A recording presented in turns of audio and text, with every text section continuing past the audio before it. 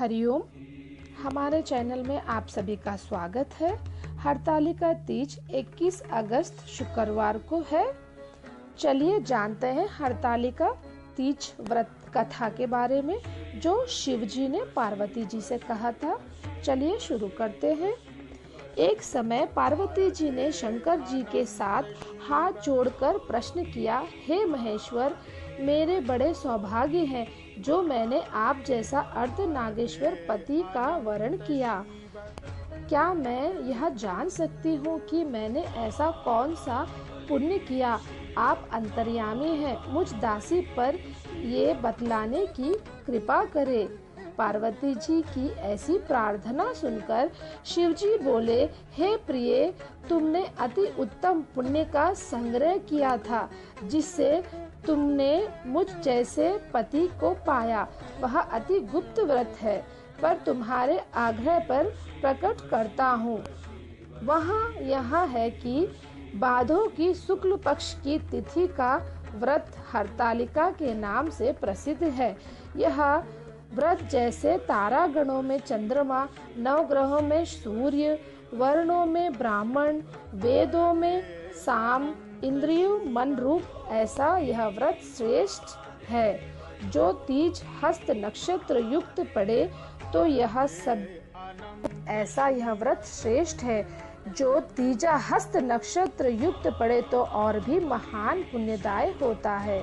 यह सुनकर पार्वती जी ने कहा, हे महेश्वर, मैंने कब और कैसे तीजा व्रत किया, यह सब सुनने की इच्छा है। इतना सुनकर भगवान शिव बोले, हे उमा, भारत के उत्तर में हिमाचल पर्वत है, उसके राजा का नाम हिमाचल है। वह तुम रानी मैना से पैदा हुई। तुमने बाल्यकाल से ही मेरी आराधना प्रारंभ कर दी। कुछ उम्र बढ़ने पर तुमने हिमालय की दुर्गम गुफाओं में जाकर सहेलियों सहित मुझे पाने हेतु जप आरंभ कर दिया। तुम ग्रीष्म ऋतु में पानी में खड़े होकर मेरे ध्यान में संलग्न रही। इस प्रकार 6 ऋतुओं में तप करने पर भी तब मेरे दर्शन ना मिले, तब तुमने ऊर्ध्वमुख होकर केवल वायु सेवन की। फिर वृक्षों के सूखे पत्ते खाकर इस देह को क्षीण किया। इस सुअवसर पर देव ऋषि नारद वहां उपस्थित हुए। राजा ने अति हर्ष के साथ नारद जी का स्वागत किया और आने का कारण पूछा। नारद जी ने कहा, हे राजन, मुझे भगवान विष्णु ने भेजा है। मैं चाहता हूँ कि आपकी कन्या को योग वर की प्राप्ति हो। अतः भगवान विष्णु ने आपकी कन्या का वरण किया है। क्या आपको स्वीकार है? राजा हिमाचल ने कहा, महाराज, मेरा सौभाग्य है जो मेरी कन्या को विष्णु जी ने स्वीकार किया है। अतः मैं अवश्य उन्हें अपनी कन्या का दान करूंगा। यह निश्चित हो जाने पर नारद जी वैकुंठ जाकर भगवान विष्णु से पार्वती जी के विवाह के लिए कहा। इधर महाराज हिमाचल ने वन में जाकर पार्वती जी को भगवान विष्णु के साथ उनका विवाह होने का निश्चय सुनाया। तो सुनते ही तुमको महान दुख हुआ। उस दुख के विरह होकर अपनी सखी के पास पहुंचकर विलाप करने लगी। तो तुम्हारा विलाप देख सखी ने कहा, देवी, मैं तुम्हें ऐसी गुफा में ले चलूंगी जहां महाराज भी ना पा सकेंगे। ऐसा कहकर सखी उमा सहित हिमाचल की गहन गुफा में। तब राजा हिमाचल घबराकर पार्वती जी को ढूंढते हुए विलाप करने लगे कि मैंने विष्णु जी को वचन दिया है, वह कैसे पूर्ण होगा। ऐसा कर मूर्छित हो गए। तब सभी परवासियों के साथ लेकर ढूंढने को महाराज ने पदार्पण किया और सोचने लगे कि मेरी कन्या को व्याघ्र खा गए, या सर्प ने डस लिया, या राक्षस हर के ले गए। उस समय तुम अपनी सहेली के साथ ही गहन गुफा में पहुंची। बिना अन्न जल से साथ मेरे इस व्रत को आरंभ कर दिया। नदी के बालू की शिव प्रतिमा स्थापित कर विधि पूर्वक वन पुष्पों से पूजन करने लगी। उस दिन भद्रपद मास की तृतीया शुक्ल पक्ष हस्त नक्षत्र था। तुम्हारी पूजा के फलरूप मेरा सिंहासन हिल उठा। मैंने जाकर तुम्हें दर्शन देकर कहा, हे देवी, मैं तुम्हारे व्रत और पूजन से अति प्रसन्न हूँ। तुम अपनी कामना मुझसे वर्णन करो। इतना सुन तुमने लज्जित भाव से प्रार्थना की, आप अंतर्यामी हो, मेरे मन के भाव आपसे छिपे नहीं हैं, मैं आपको पति रूप में चाहती हूँ। इतना सुन मैंने तुम्हें इच्छित वर देकर अंतर्ध्यान हो गया। उसके बाद तुम्हारे पिता हिमाचल तुम्हें मंत्रियों सहित ढूंढते ढूंढते नदी तट पर मारे शोक के मूर्छित होकर गिर पड़े। उसी समय तुमने मेरी भालू की मूर्ति विसर्जन हेतु नदी पर पहुंची। तुम्हें देखकर हिमाचल अति प्रसन्न होकर बोले, उमा, तुम इस भयानक वन में कैसे चली आई, जो अति भयानक है, जहाँ मनुष्य के प्राण संकट में पड़ सकते हैं। हे पुत्री, इस भयानक वन को त्याग कर अपने घर को प्रस्थान करो। पिता के वचन सुन तुमने कहा, हे पिता, अपने मेरा विवाह भगवान विष्णु के साथ स्वीकार कर लिया, इससे मैं इस वन में रहकर अपने प्राण त्याग दूंगी।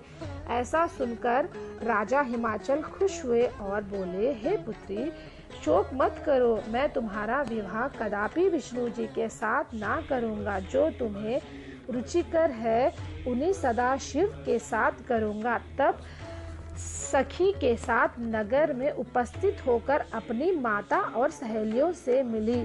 कुछ समय बाद शुभ मुहूर्त विवाह वेद विधि के साथ महाराज हिमाचल व रानी मैना ने मेरे साथ करके पुण्य का अर्जित किया।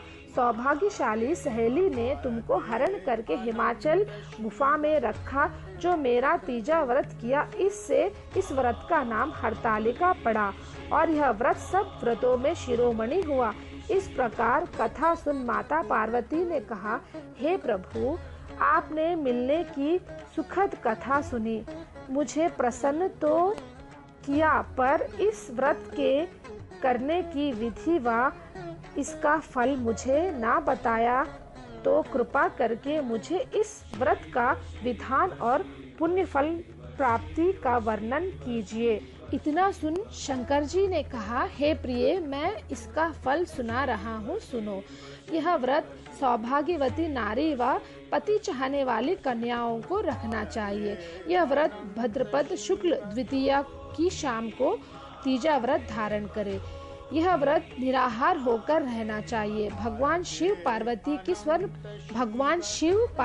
की स्वर्ण प्रतिमा केले के खम्भे व पुष्प आदि से सुशोभित मंडप में स्थापित करके रेशमी वस्त्र के चंदावे तानकर वंदन वार लगाकर भगवान शिव की बाल की प्रतिमा स्थापित कर पूजन कर रात्रि जागरण करना चाहिए और भगवान शिव को सामग्री समर्पण कर ब्राह्मणों को द्रव्य, अन्न, वस्त्र, पात्र आदि श्रद्धा पूर्वक देना चाहिए।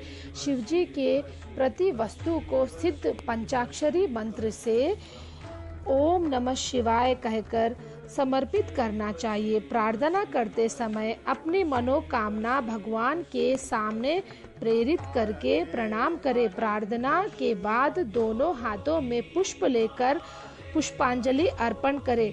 फिर चतुर्दशी को शिवलिंग को किसी नदी व तालाब में विसर्जन करें। फिर 3 ब्राह्मणों को भोजन दक्षिणा दे।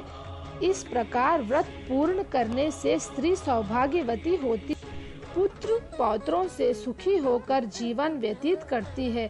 कन्या यह व्रत करे तो उसे सुंदर धनवान वर प्राप्त होने का सौभाग्य प्राप्त होता है। हे देवी, जो सौभाग्यवती स्त्री इस व्रत को धारण नहीं करती, वह बार बार अवैधव्य को पुत्र शोक को प्राप्त होती है। जो स्त्री तीज के दिन व्रत रखकर चोरी से अन्न खाती है, वह सूकरी का जन्म पाती है। जो जल पीती है, वह जोग का जन्म लेती है। जो दूध पीती है वह सर्पिणी का जन्म लेती है और जो मांस खाती है वह वादिनी होती है। जो स्त्री इस दिवस सोती है वह अजगर की योनि पाती है। हे उमा, जो स्त्री अपने पति को धोखा देती है वह मुर्गी का जन्म धारण करती है। जो स्त्री इस व्रत को श्रद्धा भक्ति से विधि पूर्वक करती है वह सुंदर पति को प्राप्त करती है। वह दूसरे जन्म में तुम्हारे समान स्वरूपवान होकर इस संसार में उत्तम सुख को भोगती है।